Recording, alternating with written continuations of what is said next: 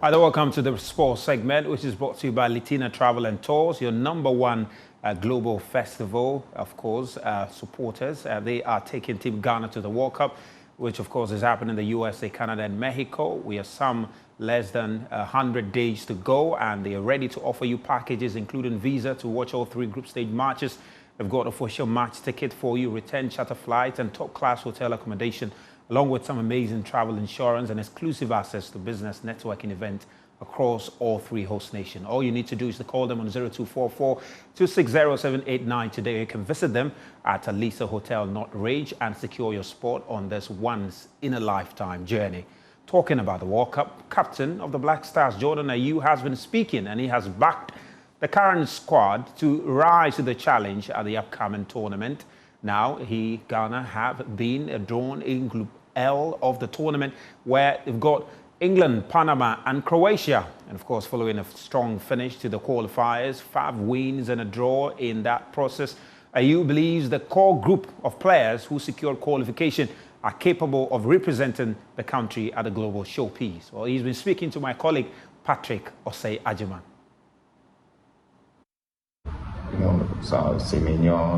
I feel like it's a whole team. We put ourselves together. We made sure that we qualify.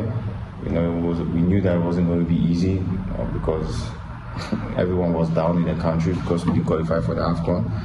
But for us, we knew that that was a mistake because we know the quality that we have in the squad and we know the players that we have.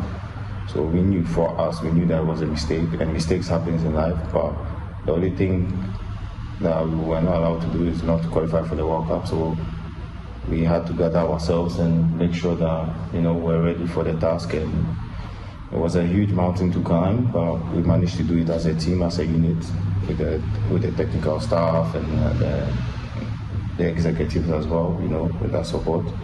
So yeah, it was a team effort, and we're all happy today, and at least we managed to put a smile on our people's faces, and that's the most important. More fire. As the Black Stars captain, we've qualified for the World Cup, yes, for the 5th time. You've been to the World Cup with Ghana before, and you have experience. Okay, are we going there just because we're going to participate, or we're going to add up to numbers? Normally, that's what we do as a country. We qualify, we go, and we just play 3 matches and we are out.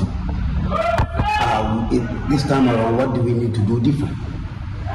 No, I just feel like, we need to prepare well ourselves, First of all, we need to believe in ourselves that we can go out there and put in a show. No one is going there. We're not going to spend. The preparation is starting from now, and we're not going to spend, 1 month or 2 months in America, just to go there and just to visit the country. There's no point. I don't mean we're going to win the World Cup. I want to make it clear, but what I mean is that we'll go out there and perform, and we'll do as best as we can. And obviously, when we go in and put in a show, you never know what can happen. With a bit of luck, anything can happen, so we'll go out there and put in a show and make sure that we stay humble, we stay focused, and try to do our best, and hopefully we'll start dreaming.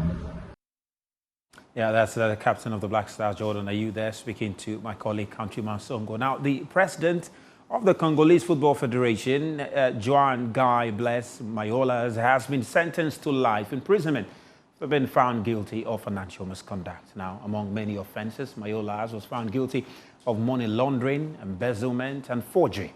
Now, Mayolas was not in court as the judge read out the sentence earlier today, but his lawyers were present, and that verdict was indeed given. Mayolas, who was elected president of the Congolese Football Federation in 2018, was first accused of embezzling some $1.3 million of FIFA funds, including almost $500,000 earmarked for the country's women's team through a number of shell companies. Now, Mayola's son and wife who were both implicated in the case were also sentenced to prison for life. Now, other senior officials of the Congolese Football Association, such as the Federation's General Secretary, Baji Mombo Wantete, and its treasurer, Raoul Kanda, were each sentenced to 5 years in prison after being found guilty of the arose in the financial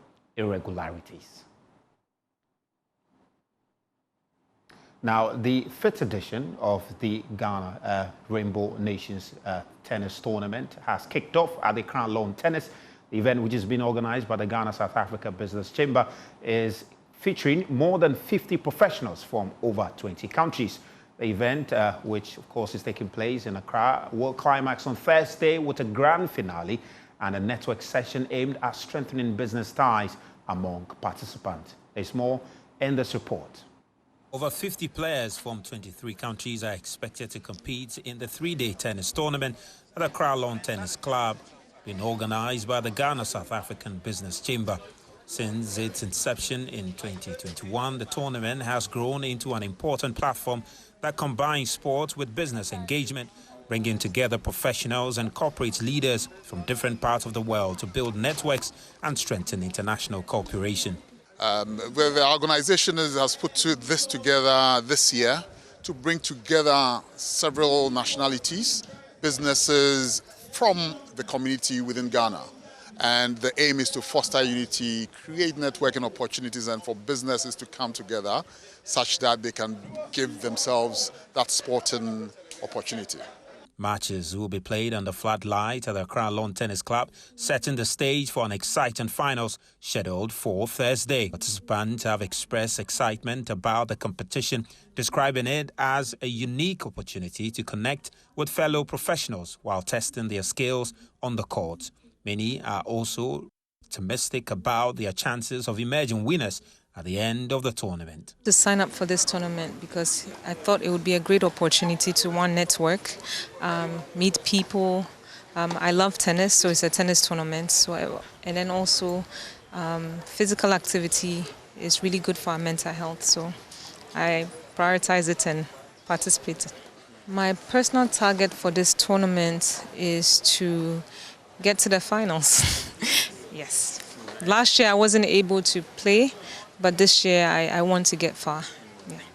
I want to make it to the finals, but all jokes aside, it's just to have some fun, network with a lot of the business and fraternities over here from Ghana, from South Africa. So I'm an executive member of the Ghana South Africa Business Chamber. Yeah. So that's the whole thing, but I would like to get to the finals with my able partner. Have you prepared enough to make it? Yeah, we played this morning at GCB Training School in Nungwa. That's where we normally do our training sessions or our drills. Yeah, so I think we've got it today. I think so. Yeah. You are smiling as he says that. Are you sure you're ready to make it to the final? Oh, yes. I know what he can do. He knows what I can do. So we'll try our best to make it to the finals. The event will once again be held under the patronage of Zaneto Agyemang Rawlings, with some proceeds from the tournament expected to be donated to the Zaneto Agyemang Rawlings Foundation to support community development projects within the Klote-Kole constituency.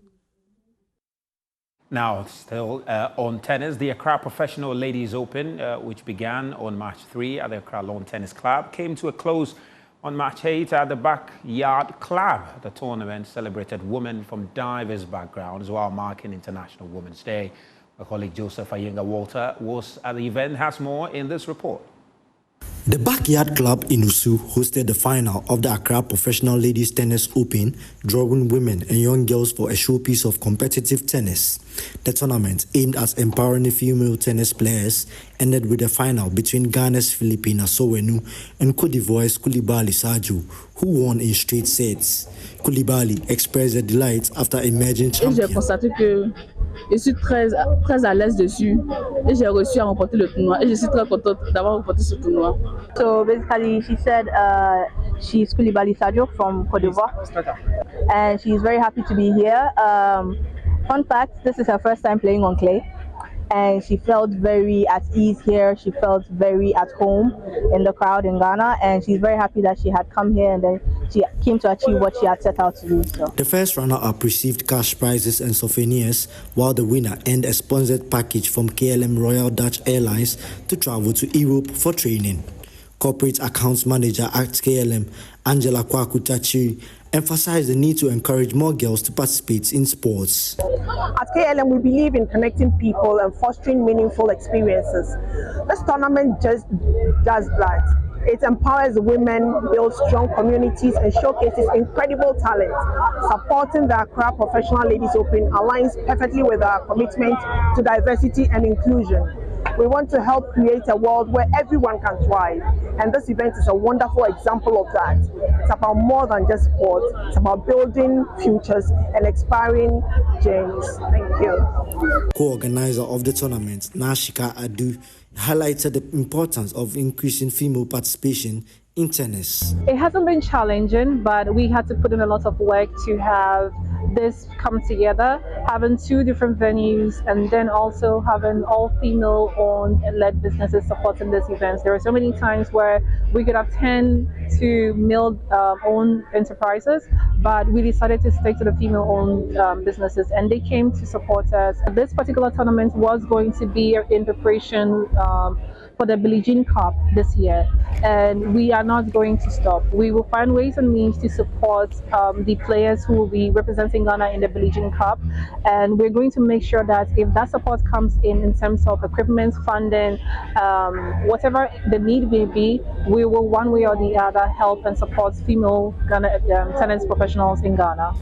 Some spectators praised the organization of the tournament and expressed the hope it would become an annual event. I mean, it was so amazing. I was here for the semi-finals yesterday and then the finals today, and honestly, I left very impressed. I enjoyed every bit of it. I think it was fantastically organized, and I think when you get to talk to the players, you will also hear from them that they just felt so honored, and I feel like it was such a great match to watch during this International Women's Day. Speaking about Women's Day, commemorating Women's Day, we had this tournament. What do you have to say about falling on Women's Day? Yeah, I mean, I support women. Every day, every second, every moment of my life, I support women. So, I mean, I would have come to this regardless if it was on any other day, but I think it was extra special that we got the opportunity to celebrate women on a day dedicated to women. I mean, love it, and I wish I get to see this more. Now let's tell you the story of the SRC Secretary of the Tamale Technical University, Ibrahim Abanga, who cycled nearly 600 kilometers from Tamale to Accra, accompanied by a team of supporters and his manager, Gudi Ganda. Now, the expedition was designed to promote national unity, youth empowerment, and the prioritization of technical and vocational education and training. Now, Ibrahim, of course, was a very long journey, and, well, he has found his way into our studio. Ibrahim, good to have you. How are you doing? Doing well. I mean, from Tamale to Accra. Yes. I mean, when did you decide that you were going to embark on this journey? It's been a dream. I think I did this in 2025, but then I did it solo. So I had no media coverage. I had no one with me. But my brothers also thought that, okay, once I have a dream, and this is the dream, they would support. So this time around, I came with 7 other people. So all of you drove? They were in vehicles, and I was cycling. Okay. Yes. So and you were cycling from Tamale to Accra. Yes. How many days was that? Initially, we were planned to use 6 days, but we ended up using 5 days. 5 days? Yes. I mean, I've been to Tamale in a car. Yes. And I experienced the journey. And I mean, I'm wondering, wait, did you have stops? Yes, I did have stops because we planned that I wouldn't cycle at night for security reasons, and then the roads being very busy late at night with the long vehicles. So at night we had to rest. So you rested at night, then you continued. You were cycling all the way. We leave very early, as at 4 a.m., 5 a.m. At dawn. We kickstart our move. So when did you start? I started on the 1st of March. On the 1st of March? Yes. And you arrived in Accra on the 5th of March. On the 5th of March. Well, that's incredible. That's incredible. I mean, you were a student at Tamale Technical University. You should be busy with your studies, but you decided to cycle. Wow. And you say you are doing this to you know, draw attention to the relevance of technical and vocational training. Talk to me about that. So what the perceptions that are being created about technical and vocational students or institutions, it's generally perceived to be spaces meant for people who are declined academically, which is not supposed to be so. These are supposed to be places that would be putting up some wonderful engineers that would assist in the development of our country. But then we aren't getting the necessary attention or respect that we deserve. So I thought it's wise, had it as a dream, that why don't I try to ask the world to give us that attention that we need, especially in the settings of Ghana, where we are a developing country and seek to be developed very soon. So I thought this is the right way, gracing the independence and calling out stakeholders involved to kindly step up a bit in improving technical vocational education and institutions. Have you been able to make contact with some of the stakeholders in that space? Yes, so for now, the arrangements to meet some few. I'll be visiting the authority in charge of technical vocational education tomorrow. I've met with the Ministry of Sports that would also have a role to play in improving our extracurricular activities, and some other few. But then I want to make a very big stop at the Ministry of Education, because that's somewhere that really would make an impact in whatever I'm doing. If I'm given the opportunity, I think cycling around the whole of Ghana is a dream, to be able to push in this particular dream, make sure that it comes to a reality. I mean, I can imagine for someone, you did grow up in Tamale, right? Yes, please. So, of course, cycling is something that has been part of you since we were young. Yes, yes. Awesome. But, I mean, if you look at how long you journeyed, do you see yourself pursuing cycling as a sport, long-distance cycling as a sport in the future? Yes, I do. I see cycling to be a game of passion and a way to transform the world, because it would reduce the use of fuel, that would also assist in the production of carbon, that would assist the ozone layer, and also make we, the younger ones, and the aged all healthy. That would also cut in recreation. So I see myself cycling longer than I have done, and drawing awareness that cycling is a perfect sport for each and everybody, both the young and the aged. Is this going to become an annual thing? Are we going to see you cycle again next year and the year after that? It's even going to be more than an annual thing, because I have a dream of doing it almost all the time. I pray and hope that I get people that would come to my aid to assist me, being able to organize youth cycling groups around, trying to educate my colleagues to understand what cycling really does for us and then our health. Yes. I think this is incredible. This is really incredible. And of course, we've been speaking to my very good brother, who cycled all the way from Tamale to Accra. He was looking to do it in 6 days, but ended up doing it in 5 days. It's a long journey. And one of the things I'm just curious about is, how are your legs feeling, though? How are your legs feeling? It's not easy. It's not easy, though, but then I've been a sports boy from childhood, so a little bit of the endurance, so it helped. But then it's still not easy, though. But yes. 5 days cycling, your legs, by the time you get on the bicycle, you'll be difficult to feel. But I think this is incredible, and we're hoping that all the authorities will give you audience so that they can hear what you have to say. And how's the reception been in school? Because you're the secretary of the SRC, and I'm sure. How's the reception been in TT? From Tamale, not even in school, outside school. I'm somehow a bit popular because I do MCing. So I'm popularly known as MC Ibrahim Abanga. So my people from the north are really supportive. Ghana at large is being supportive, because my social media handles has said it all, that from the start of the journey, people kept calling to know how I'm faring, trying to get me live on social media. So yes, I know. Yes. Are you going to cycle back to Tamale? For now, no. I have exams in 2 weeks, so I have to go get ready. You have to go get ready. Well, awesome. Well, Abanga, thank you very much for coming. We wish you the very best, and hopefully the next time you set off from Tamale, we'll meet you in Tamale, or we might meet you somewhere. You know? Yes. I'm not sure I can come from Tamale and come to Accra. Maybe I'll meet you at Did you pass in Sawin? Yes, I used the main road. Okay, so I'll meet you at Pokwasi. Okay. I'll meet you at no, Pokwasi is too close. Maybe we can join you. You can join me from Koko. No, I'll meet you at Pokwasi. I'll meet you at Pokwasi then. Okay, that's fine. Yeah, Pokwasi, then I'll drop somewhere. Anyway, well, Champions League action is unfolding. Tottenham Hotspur are losing as we speak to Atletico Madrid 4-1. They are losing at the moment. And Newcastle and Barcelona, that game is goalless as we speak.